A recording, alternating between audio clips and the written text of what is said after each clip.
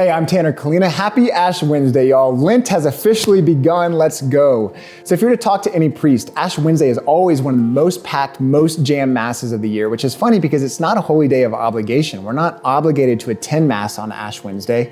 We just like doing it. And I think it's because we enjoy getting these ashes on our foreheads, which is so strange if you were to stop and think about it. So just real quick. We enjoy putting the residue of burned palm branches on our foreheads and then going out into life as if everything is totally normal. It's a super strange thing if you have no idea what's going on.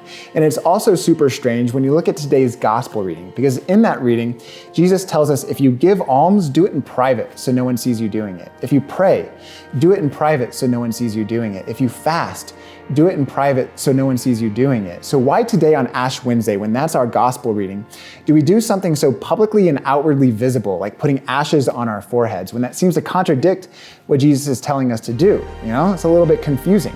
Well, unlike the hypocrites in the synagogue, like Jesus is warning us not to be like, we don't wear ashes on our foreheads to show everyone how holy we are. Actually, just the opposite. We do it to show how holy we're not.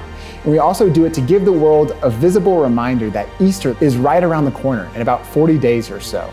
So here's the hard truth.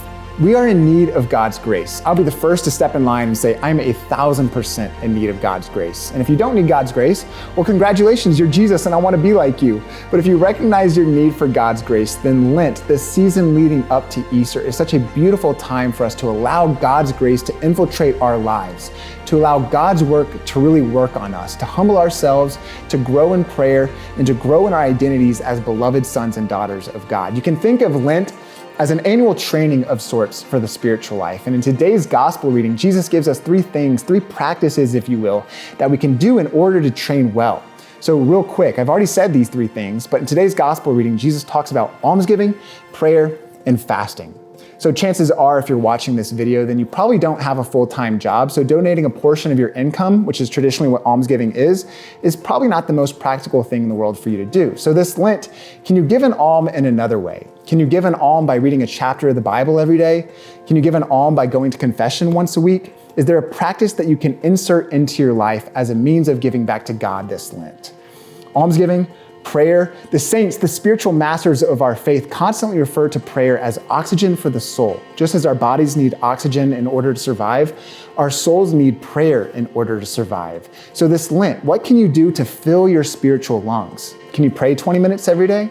Can you pray 30 minutes every day? Can you pray a whole holy hour every day? Can you pray a rosary every day?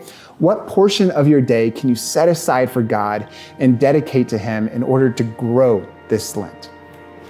And then almsgiving, prayer, and fasting. The big F word, fasting. Fasting gets all the buzz during Lent, you know? Today on Ash Wednesday, we have to fast. We have to fast from meat every Friday. We have to fast again on Good Friday. Fasting gets all the buzz, and for good reason. Fasting reminds us that we have to die to ourselves in order to really find ourselves. Just as Jesus had to die on Good Friday in order to rise again to new life on Easter Sunday, we too need to die in small ways in order for Jesus' life to really infiltrate our lives and reign in our hearts. So this Lent, how can you die to yourself in small ways? Is there something that you can take out of your life just for the time being in order to allow God to fill that space? Maybe it's social media, maybe it's warm showers, maybe it's music in the car, sweets.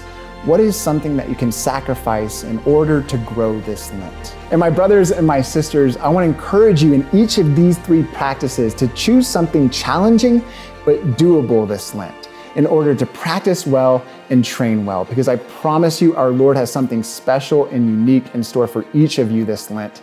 And I'm really stoked to be walking alongside you in this Lenten journey. My brothers and my sisters, let's make this a Lent to remember. God bless you.